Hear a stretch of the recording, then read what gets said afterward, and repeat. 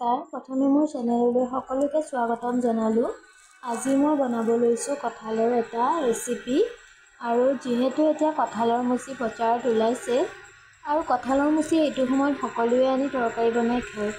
আৰু আমি কেতিয়াবা মাছ মাংস নহ'লেও নিৰামিষত এই কঁঠালৰ মুচিকণ মাংসৰ দৰে সোৱাদ লগাকৈ ৰান্ধি খাব পাৰোঁ। আৰু এইফালে মই এই কঁঠালটো লৈ লৈছোঁ। কঁঠালটো কাটি লোৱাৰ আগতে আমি হাতত মিঠাতেল সানি ল'ব লাগে, তেতিয়া আমাৰ আঠাবোৰ হাতত লাগি নধৰে। আৰু এয়া মোৰ কঁঠালটো গুচাই হৈ গ'ল আৰু কঁঠালটোৰ এয়া মাজৰ অংশখিনি মই কাটি এৰুৱাই দিছোঁ। আৰু এতিয়া এইখিনি মই সৰু সৰুকৈ টুকুৰা কৰি কাটি ল'ম। আৰু এইখিনি কাটি লৈ হোৱাৰ পিছত মই এয়া হুইচেলত এটা চিটি অহালৈ সিজাই ল'ম। আৰু এইফালে সৰু সৰুকৈ কাটি লোৱা কঁঠালৰ টুকুৰাখিনি এয়া মই প্ৰেছাৰ কুকাৰত এটা হুইচেল অহালৈ সিজাই ল'ম। আৰু এইফালে পানী জোখমতে দি নিমখ এচামুচ দি এতিয়া মই এইখিনি গেছৰ ওপৰত বহাই দিম।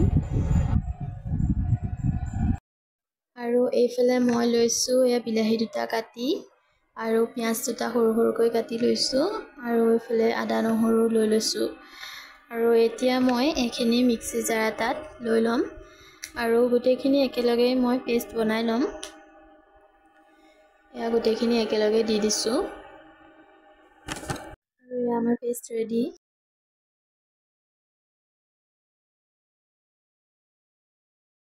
আৰু এয়া আমাৰ কঁঠাল সিজি গৈছে। এতিয়া মই এয়া ফুটা থকা চৰিয়া এটাত এনেদৰে পানীখিনি টুক যাবলৈ এয়া কাঢ়ি লৈছোঁ। আৰু এতিয়া হওক কঁঠালত মই দিবলৈ যিটো মছলা ব্যৱহাৰ কৰিম, মছলাখিনি মই ভাজি ল'ম। প্ৰথমে এয়া মই গোটা জিৰা এচামুচ দিছোঁ আৰু এয়া লং, দালচেনি, ইলাচি এইখিনিও মই ইয়াতে দি দিছোঁ আৰু শুকান জলকীয়া কেইটামান।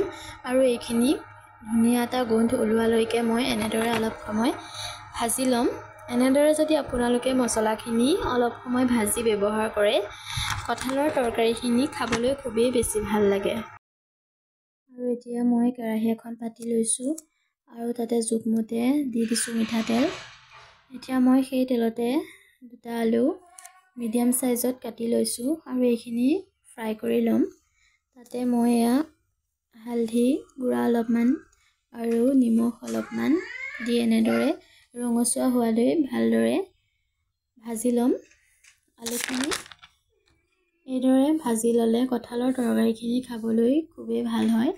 আৰু যিখিনি তেল থাকি গৈছে সেইখিনি তেলতে মই যিখিনি বইল কৰি ৰাখিছিলোঁ কঁঠাল, সেইখিনি মই অকণমান সময় ভালদৰে ফ্ৰাই কৰি ল'ম। গেছৰ জুইটো বঢ়াই লৈ ফ্ৰাই কৰি ল'ম।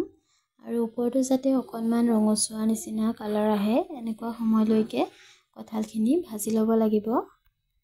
আৰু এতিয়া এইখিনিও ভালদৰে ভজা হৈ গৈছে। এইখিনি মই এতিয়া প্লেট এখনত কাঢ়ি ৰাখিম। মই পুনৰ কেৰাহীখন ভালদৰে ধুই আকৌ গেছৰ ওপৰত উঠাই দিছোঁ।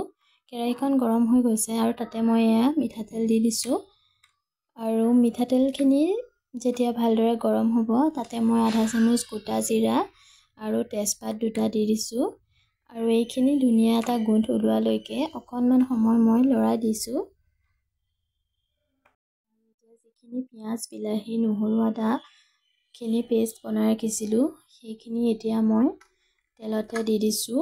আৰু তেলত দিয়াৰ পিছতে এইখিনি খুব ভালদৰে ভাজি ল'ব লাগিব, যাতে পিঁয়াজ, বিলাহী, নহৰু, আদাৰ কেঁচা গোন্ধটো সম্পূৰ্ণৰূপে আঁতৰি যায়। যিমান ভালদৰে ভাজা হয় এইখিনি, সিমানেই কঁঠালৰ তৰকাৰীখন খাবলৈ ভাল হয়। আৰু এতিয়া মই ইয়াতে দিছোঁ হালধি পাউডাৰ এচামুচ আৰু এইখিনি আকৌ লৰাই লৈছোঁ। এতিয়া এইখিনি মোৰ প্ৰায় ভজা হৈ গৈছে আৰু এতিয়া ইয়াতে দি দিম মই কঁঠালখিনি দিয়াৰ পিছতে ফ্ৰাই কৰি লোৱা আলুখিনিও লগতে দি দিম। আৰু ইয়াতে মই দি দিম নিমখ এচামুচ আৰু আপোনালোকে সোৱাদ অনুসৰি দিব নিমখ। আৰু এইখিনি খুব ভালদৰে অলপ সময় ভাজি ল'ব লাগিব, যাতে মছলাখিনি ভালদৰে কঁঠাল আৰু আলুৰ লগত ভালদৰে সোমাই যায়। আৰু অলপ সময় এনেদৰে মই ভাজি ল'ম। আৰু 5 মিনিটমান পিছত পুনৰ ভালদৰে লৰাই দিছোঁ। এতিয়া এইখিনি অলপ সময় ভাজি লোৱাৰ পাছতে দিব লাগিব পানী। আৰু মই ইয়াতে ব্যৱহাৰ কৰিছোঁ গৰম পানী।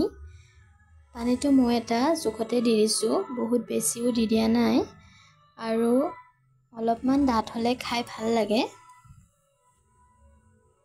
আৰু এইখিনি ভালদৰে এতিয়া উতলিবলৈ দিব লাগিব। আৰু উতলি থাকোঁতে ইয়াতে দিব লাগিব মছলাৰ গুড়ি, যিখিনি আমি মছলা ভাজি লৈছিলোঁ সেইখিনি মই মিক্সিত গুড়ি কৰি ল'লোঁ। তাৰে মই ইয়াত দি দিছোঁ। আৰু এনেদৰে যদি আপোনালোকে মছলা ভাজি দি পেলাই গুড়ি কৰি লয়, ইয়াৰ গোন্ধটো খুবেই ধুনীয়া হয়। বেলেগে গৰম মছলা দিয়াৰ প্ৰয়োজনেই নাই, যিহেতু আমি ইয়াত ইলাচি লং দি দিছোঁ। 10 মিনিট সময় আমি এনেদৰে উতলিবলৈ দিম।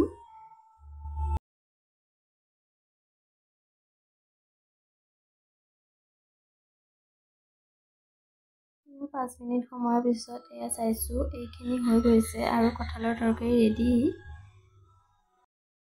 আৰু আজিৰ ৰেচিপিটো ভাল পালে তেন্তে কমেণ্ট এটা কৰি জনাবলৈ নাপাহৰিব।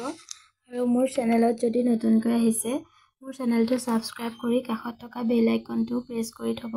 তেতিয়া মোৰ আহিব লগা সকলো ভিডিঅ' ন'টিফিকেশ্যন আপোনালোকে পাই থাকিব। আৰু আজিৰ ৰেচিপিটো চোৱাৰ বাবে আপোনালোকক বহুত বহুত ধন্যবাদ জনালোঁ। পুনৰ এটা নতুন ৰেচিপিৰ সৈতে লগ পাম।